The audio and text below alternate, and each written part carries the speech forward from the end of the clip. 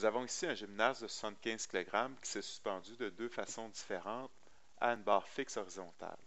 Donc, on veut la tension dans les deux situations. Première situation, deuxième situation. On va commencer par la deuxième situation qui est la plus simple. Donc, dans la deuxième situation, nous avons une force gravitationnelle de 750 newtons vers le bas. Donc, ce qu'il faut pour soutenir le 750 newtons vers le bas, donc il faut dans les câbles, finalement, une résultante de 750 newtons vers le haut. Donc, puisque les câbles sont à 90 degrés par rapport à l'horizontale, ce qu'il faut tout simplement, ici, c'est 375, ici, 375. D'ailleurs, si on fait un système d'axes, nos X et nos Y, et qu'on replace tous nos vecteurs avec la même origine, donc ici on va choisir cet endroit-ci, donc on peut se rendre compte que si on additionne tous nos vecteurs, tout ça ensemble, donc on va obtenir une résultante de 0. Donc, par exemple, premier vecteur, deuxième vecteur et force gravitationnelle, on retourne au point de départ, donc nous avons une résultante de 0. Donc, comme je disais, 750 newtons vers le bas, donc une tension de 375 ici et une tension de 375 newtons ici. Okay. Donc, vous pouvez voir que je peux translater comme je veux mes vecteurs. Donc, pour le premier schéma, c'est un peu plus difficile. Donc, pour le premier schéma, on va encore avoir le 750 newtons vers le bas. Ça, c'est évident. Sauf que la tension dans les câbles va être un peu plus élevée.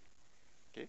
Il faut comprendre ici qu'on va avoir une tension qui va être orientée de cette façon-ci dans le câble 1 et une tension qui va être orientée de cette façon-ci dans le câble 2. Je vais déplacer un peu. Et tout ça ensemble va devoir donner une résultante qui va être nulle. Donc, là, je peux translater mes vecteurs. Vous voyez, je le prends ici.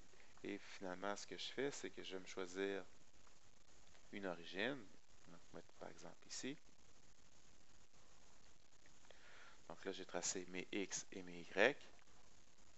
Je vais mettre lui au premier plan pour qu'on puisse bien le voir.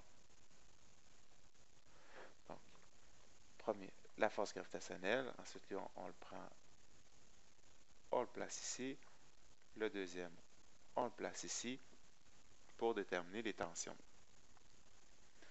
Donc ici, ça c'est T1, ça c'est T2, ça c'est ma force gravitationnelle. Mon angle qui est ici, 60 degrés. L'autre angle qui est ici, 120 degrés. Donc là, si on essaie de résoudre, on va le faire dans un tableau, que je vais passer sur une page blanche pour le faire. Mes trois vecteurs.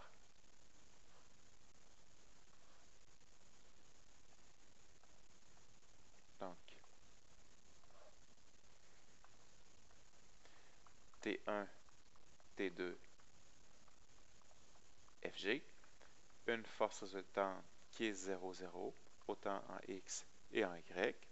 T1 en X qui est 0, en Y qui est moins 750, T1 en X qui est T1 cos de 60, en Y qui est T1 sin de 60, T2 en X, T2 cos de 120, T2 en Y, T2 sin de 120.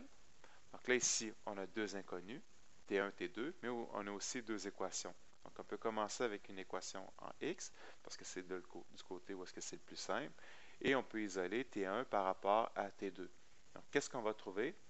On va trouver que T1 cos de 60 plus T2 cos de 120 plus 0 est égal à 0. Donc là, si on isole graduellement, on va finir par trouver que T1 est égal à T2. Donc ici, ça va toujours être le cas si nos vecteurs sont orientés du même angle par rapport à la verticale. Donc ici, les deux sont à 30 degrés par rapport à la verticale, donc c'est sûr que T1 est égal à T2. Donc une fois qu'on sait ça, on peut passer en Y. Donc je vais changer de couleur. On peut faire une nouvelle équation en Y. Donc l'équation que nous avons en Y, donc T1 sin de 60 plus T2 sin de 120 moins 750 est égal à 0. Donc là, qu'est-ce qu'on peut faire? On sait que T1 est égal à T2, donc on peut le remplacer ici. Donc ça donne T2 sin de 60 plus T2 sin de 120 degrés est égal à 750 newtons. Là maintenant, il nous reste uniquement un inconnu qui est T2. On peut le mettre en évidence. Ça donne T2 sin de 60 plus sin de 120 est égal à 750. Si on fait le calcul, on obtient T2 fois 1,73 qui est égal à 750 newtons. Et on va pouvoir trouver 750 divisé par 1,73 qui est T2 est égal à 433 newtons. Donc, T1 va être aussi de 433 newtons. Donc là, si on choisit une réponse à la page où est-ce qu'on avait les choix multiples, donc on se rend compte que, oups, on n'a aucune réponse qui correspond, on n'a aucune réponse où est-ce que c'est 375, tandis que l'autre est de 433. Tout simplement, c'est qu'au lieu de prendre 10 pour faire les calculs, c'est 9,8 qui a dû être utilisé. Donc, on va choisir la réponse la plus proche. Donc, 750 dans les deux situations, non. 367 pour chacune, non plus. 367 pour celle de gauche. Celle de gauche, non. Non, ce serait plutôt le contraire. Donc, D. 424. Nous, on a 433, donc on voit qu'on est proche. Tout simplement la différence entre 10 et 9,8 pour celle de gauche et 367. Nous avons 375, donc on voit qu'on est proche. Tout simplement la différence entre 10 et 9,8 pour celle de droite. Donc la bonne réponse